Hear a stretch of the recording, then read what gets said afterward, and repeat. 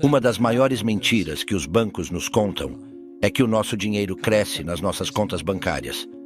A verdade é que, embora o dinheiro aumente em quantidade devido aos juros, ele não aumenta em valor real, especialmente com a inflação aumentando e os juros bancários ficando para trás. Guardar dinheiro no banco é como abrir um buraco na sua carteira. Neste vídeo, Robert Kiyosaki, empresário e bilionário, dará dicas de 6 ativos que podem impedir essa erosão da riqueza e ajudá-lo a criar riqueza intergeracional. Ouro, prata e platina. Uma das principais razões pelas quais o dinheiro é considerado valioso é porque é usado para armazenar valor para o futuro. No entanto, os governos atualmente imprimem cada vez mais dinheiro para financiar seus déficits, o que significa que você nunca sabe quando aquele pedaço de papel que chama de dólar se tornará inútil. É por isso que os consultores financeiros recomendam investir em algo valioso que seja escasso e não possa ser facilmente replicado. Essa é a principal razão pela qual os ricos reservam uma parte de seu portfólio para metais preciosos, como ouro, prata e platina, que tendem a aumentar de valor quando a inflação está em alta. Já imaginou desvendar os segredos das maiores mentes do mundo sem nenhum esforço? Pode parecer incrível, mas agora é uma realidade. Com o nosso kit de 100 livros resumidos, que inclui audiobooks e PDFs das partes mais valiosas, o aprendizado se tornou mais acessível do que nunca. Não perca essa oportunidade. Garanta o seu kit clicando no primeiro link da descrição. Antes dos anos 1950, uma onça de ouro podia ser adquirida por $400. Em 2023, a mesma onça é avaliada em mais de $2.000. De acordo com as análises de ouro da Prime XBT, espera-se que esse valor chegue a $10.000 em 2032. Isso significa que em cerca de 10 anos, seus investimentos em ouro poderão valer 5 vezes mais do que valem atualmente. Portanto, enquanto o dinheiro está perdendo valor, o ouro continua a se valorizar. Além disso, outros metais preciosos também são melhores opções do que guardar dinheiro no banco. Se você está se perguntando como ganhar exposição ao ouro em seu portfólio, sem comprar o metal físico, pode investir em ETFs de ouro. Os ETFs de ouro são veículos de investimento altamente líquidos que oferecem retornos com base nos movimentos de preço do ouro, sem a necessidade de possuir o metal físico. Além da escassez, outra razão pela qual os metais preciosos são considerados valiosos é o seu valor de utilidade natural, o que os torna indispensáveis para várias aplicações industriais. Por exemplo, o ouro é usado na fabricação de eletrônicos, equipamentos médicos e reatores nucleares, entre outros. Da mesma forma, metais como cobalto, níquel e cobre têm uma alta demanda na indústria devido às suas propriedades naturais, que não podem ser facilmente substituídas por outros materiais. Para dar um exemplo mais claro, desde 2020, a demanda por cobalto tem aumentado consideravelmente, principalmente devido ao seu uso essencial na fabricação de baterias para veículos elétricos. Consequentemente, os preços do cobalto subiram de $20.000 por tonelada em 2012 para $40.000 em 2022, um aumento de 100% em apenas 10 anos. Portanto, ter exposição a metais raros como esses pode significativamente valorizar seu portfólio em momentos de alta demanda. No entanto, nem todos podem investir grandes quantias de dinheiro para adquirir metais preciosos, nem têm a capacidade de armazená-los fisicamente ou encontrar compradores confiáveis. Portanto, investir em empresas de mineração, como a Rio Tinto, ou em fundos mútuos focados na mineração, ou até mesmo em derivativos como futuros e opções, são todas excelentes maneiras de obter essa exposição. Moedas de refúgio. No mundo atual de moedas fiduciárias, onde nenhuma moeda é lastreada em ouro, a estabilidade geopolítica desempenha um papel crucial ao investir o seu dinheiro. É por isso que os ricos costumam guardar seu dinheiro em contas suíças. A Suíça, que possui um dos sistemas econômicos mais fortes do mundo, oferece um ambiente geopolítico mais estável. Portanto, o franco suíço é considerado um ativo seguro em tempos de turbulência e instabilidade. Vimos isso ocorrer em diversas ocasiões. Por exemplo, durante a crise da dívida na zona do euro em 2009 e na crise financeira global em 2008, grandes fundos transferiram seus ativos para a Suíça para evitar a perda de valor devido à desvalorização da moeda.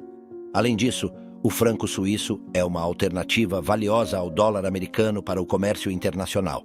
Por exemplo, durante a crise entre Ucrânia e Rússia, quando os EUA impuseram sanções ao setor energético russo, a Rússia conduziu suas transações em francos suíços. Esses eventos afetaram a demanda pelo franco suíço, levando a uma significativa valorização da moeda em relação a todas as outras moedas. Em 2023, um franco suíço era cotado a 1,1074 dólares, o que levou os detentores de francos suíços a multiplicar sua riqueza da noite para o dia. Portanto, moedas de alto valor, como o franco suíço, a libra esterlina britânica e o yuan chinês, são excelentes ativos. No entanto, como nem todos podem abrir contas bancárias suíças, existem ETFs de moedas e corretores de forex. Você já parou para pensar muito sobre o dólar? Essa moeda, na verdade, é um título legal para todas as dívidas públicas e privadas. Já se perguntou o que isso significa? Desde 1971, quando o presidente Nixon aboliu o padrão ouro, o dólar tornou-se o título legal, conforme a lei dos EUA. Isso o tornou valioso como meio de troca, e começamos a considerá-lo como uma forma de pagamento comum por bens e serviços. Embora nenhuma moeda fiduciária no mundo seja lastreada em ouro ou em qualquer outro ativo físico, elas ainda são consideradas válidas devido à confiança e ao crédito do governo. Em termos simples, o valor do seu dinheiro é tão estável quanto o governo que o emite. É por isso que investir em títulos soberanos é uma forma legítima de preservar valor. Os governos de todas as nações são os últimos a falir. Se um governo entra em colapso, toda a nação entra em colapso e nenhum governo forte permitirá isso. Portanto, uma das maneiras mais seguras de investir em títulos soberanos é por meio de títulos do governo ou GSECs. No entanto, apenas GSECs de governos estáveis com classificações de crédito de investimento são recomendados. Lembrem-se da crise de dívida soberana na Grécia em 2009. O Fundo Monetário Internacional, FMI, o Eurogrupo e o Banco Central Europeu, BCE, tiveram que renegociar as dívidas do país várias vezes. Portanto, a solidez global de um governo deve sempre ser considerada ao investir em GSECs. Nos Estados Unidos, você pode investir em T-bills, notas e bonds para obter exposição a títulos soberanos. Eles oferecem retornos melhores do que manter dinheiro no banco. Além disso, esses títulos são respaldados pela solidez econômica do governo dos EUA no cenário global. Investidores menores podem comprar títulos GSR diretamente do governo por meio do portal de compra direta de GSS ou no mercado secundário. Ações de valor e fundos de investimento. Certamente, os investimentos em GSS oferecem um retorno melhor do que manter dinheiro parado. No entanto, devido ao baixo risco, eles também proporcionam retornos menores do que os investimentos em ações. E embora o baixo risco seja um critério importante para investidores com aversão a riscos, a maioria dos investidores busca retornos mais elevados. Além disso, nem todas as ações são igualmente arriscadas. De fato, o mercado de investimentos é dividido em dois tipos de ações: ações de valor e ações de crescimento. Ações de crescimento, como as do setor de tecnologia, são mais arriscadas devido às ideias e tecnologias inovadoras que têm um alto potencial de fracasso.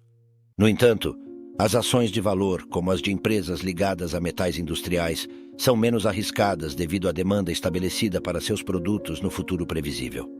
Portanto, as ações de valor com fundamentos sólidos não apenas oferecem apreciação de preço estável, mas também proporcionam dividendos regulares. No entanto, analisar os fundamentos de cada ação de valor pode ser demorado e arriscado para investidores médios. Portanto, fundos de investimento focados em ações de valor, como o fundo de índice de renda de alta qualidade da Vanguard Admiral Shares, com um histórico de pagamento de dividendos sólidos, são veículos de investimento ideais e acessíveis para investidores comuns. Terra e imóveis. Os bancos consideram a terra como um ativo não depreciável por uma razão muito sólida. Ela é escassa e sempre em demanda. Desde o início dos tempos, a terra tem sido um dos recursos mais valiosos do mundo. Por exemplo, precisamos de terra para construir casas, escolas, fábricas, para a agricultura e para espaços comerciais, entre outros usos. Com o crescimento da população humana, a demanda por terra só tende a aumentar. Portanto, as casas residenciais, espaços de trabalho e propriedades comerciais construídas em terrenos também sempre estão em demanda. Assim, tanto a terra quanto o mercado imobiliário se comportam como excelentes proteções contra a inflação em sua carteira de investimentos.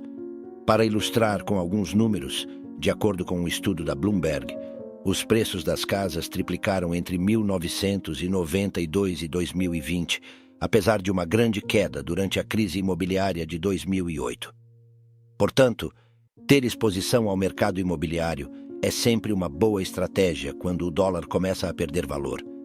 No entanto, a maioria dos investidores de menor porte geralmente considera investir em imóveis muito tarde em suas vidas, já que costumam associar propriedades imobiliárias apenas à casa em que moram. No entanto, ter uma casa totalmente quitada é um objetivo de patrimônio líquido que muitos buscam atingir na faixa dos 40 anos, mas também é recomendável ter uma parcela do mercado imobiliário comercial. Além disso, ao contrário do que muitos acreditam, não é necessário ter muito dinheiro para obter exposição ao mercado imobiliário. É possível investir em REITs, Real Estate Investment Trusts, ou fundos de investimento imobiliário, que são semelhantes aos fundos mútuos, mas voltados para o mercado imobiliário. Ou você pode adquirir propriedades para geração de renda. A renda gerada cuidará das despesas e dos pagamentos do financiamento, além de proporcionar lucros. Coletáveis carros clássicos, obras de arte raras, bolsas de luxo, óculos de edição limitada e até mesmo primeiras edições de livros icônicos fazem parte dessa categoria de ativos. No caso de um carro comum, seu valor depreciará assim que você o tirar da concessionária. No entanto, a lógica se inverte quando se trata de carros clássicos. Assim como o vinho, eles se tornam mais valiosos com o tempo. Por exemplo, de acordo com a Autocar, um Mercedes-Benz 300 SLR de 1955, conhecido como Gullwing Coupe, foi vendido por 135 milhões de euros em 2022. Apenas 2 unidades desse carro foram produzidas, tornando-o um item de colecionador raro para entusiastas automobilísticos.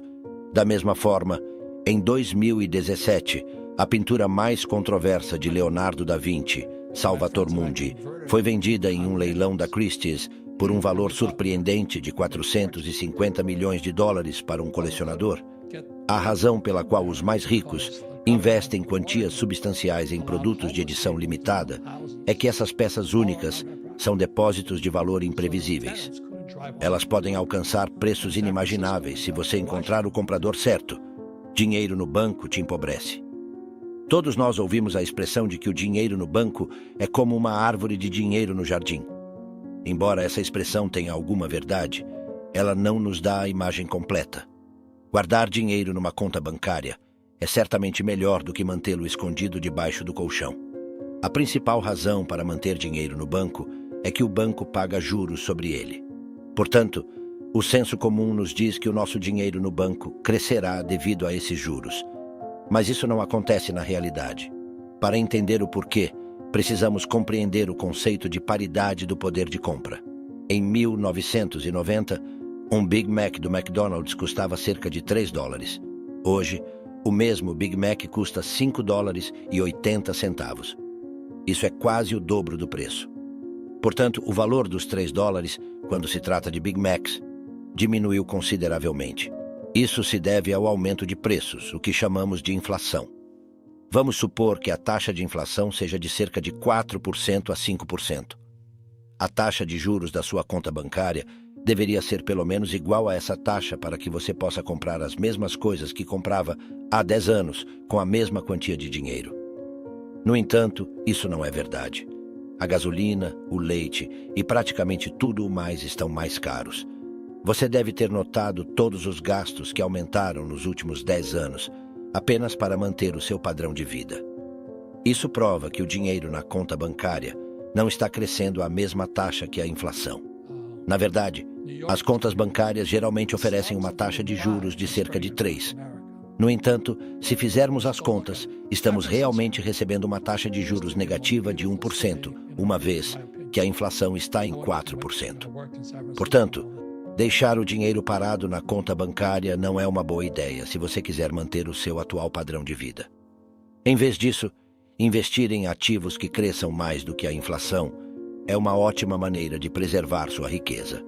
Algumas excelentes opções podem ser negócios, imóveis e até mesmo metais preciosos, se você preferir investimentos mais seguros. Verificamos sempre as nossas contas bancárias, certo? Sim, costumamos verificar nossas contas bancárias com regularidade. Isso nos dá a paz de espírito de que, aconteça o que acontecer, teremos pelo menos o mesmo valor que o nosso extrato bancário mostra. No entanto, isso nem sempre é verdade. O seu banco nem sempre pode permitir que você retire todo o dinheiro de sua conta.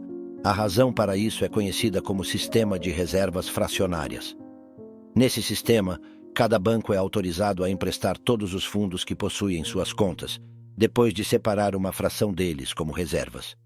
A taxa de reservas é determinada pelo Banco Central do país, que no EUA é o Federal Reserve.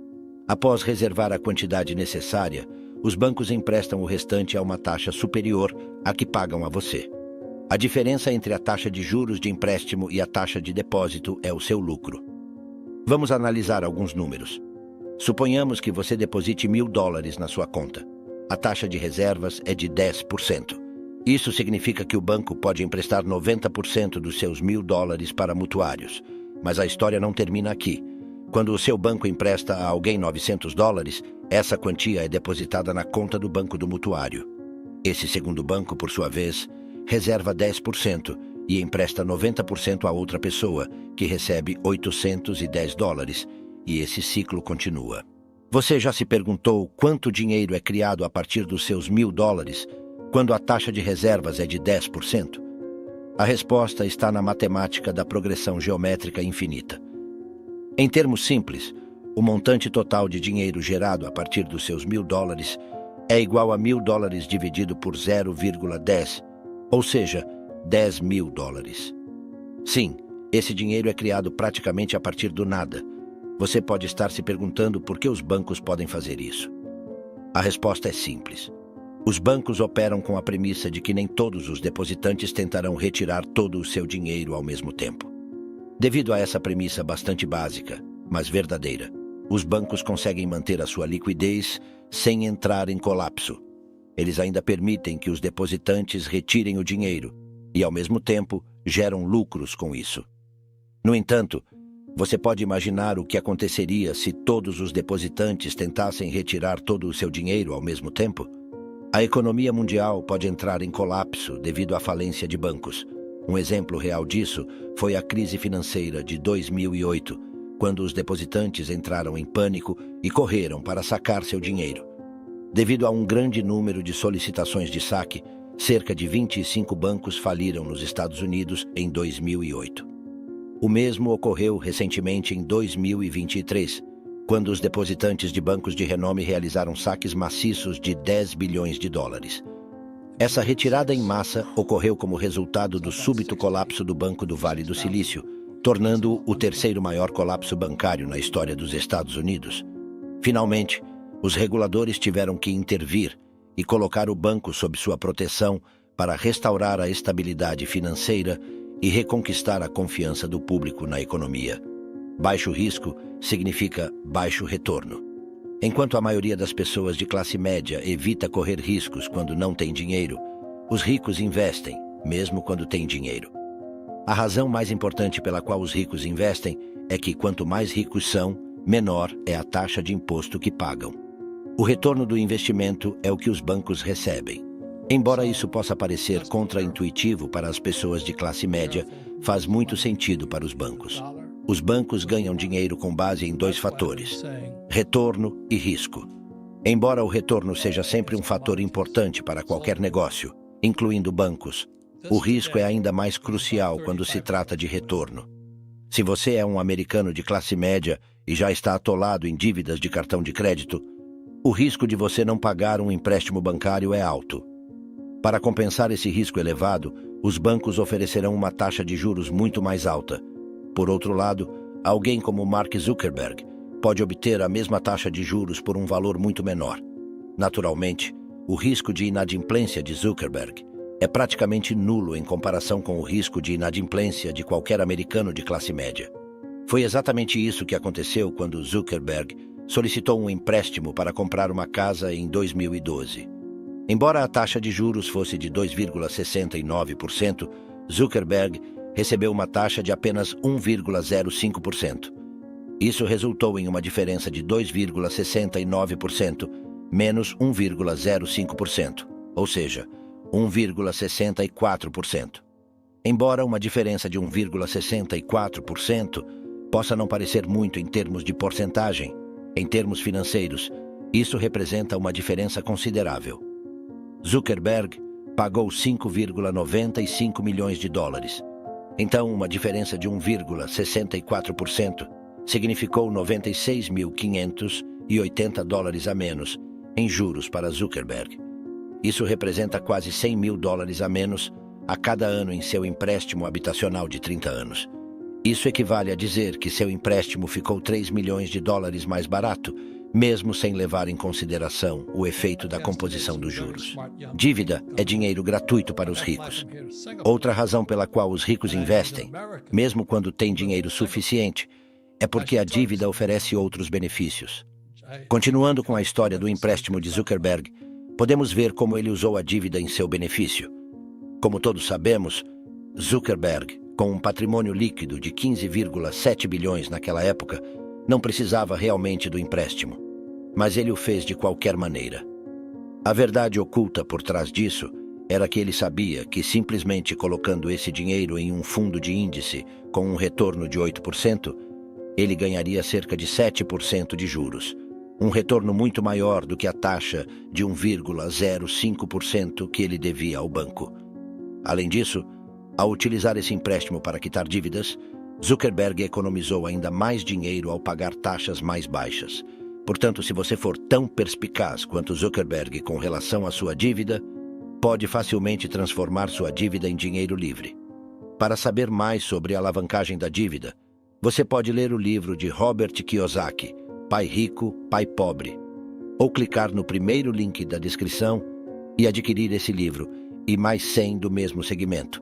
Todos audiobooks mais PDF por apenas R$ 29,90.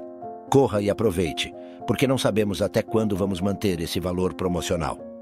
Cartões de crédito são uma armadilha para os bancos. Se você acredita que os representantes de bancos estão do seu lado, está muito enganado. Quando os representantes de vendas de bancos tentam vender um cartão de crédito ou qualquer outro produto, eles não levam em consideração os seus melhores interesses. Eles estão apenas preocupados em atingir suas metas mensais. E se eles estiverem sendo excessivamente simpáticos com você, isso deve ser encarado como um grande alerta vermelho.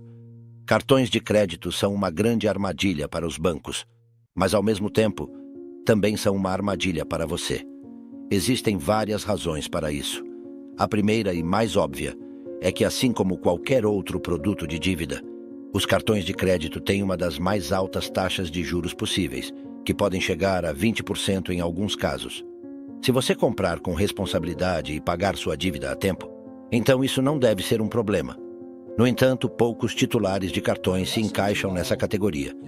Uma pesquisa realizada pela Lending Tree mostrou que, a partir de 2023, os americanos tinham uma montanha de dívidas de cartão de crédito diante deles, totalizando 986 bilhões de dólares.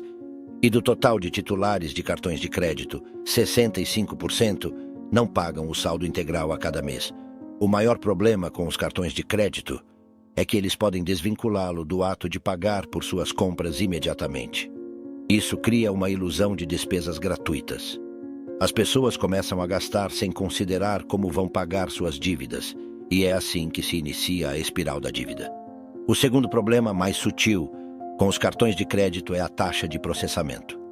Isso não se refere à taxa anual cobrada pelo banco. Em vez disso, É uma taxa extra que você paga a cada compra.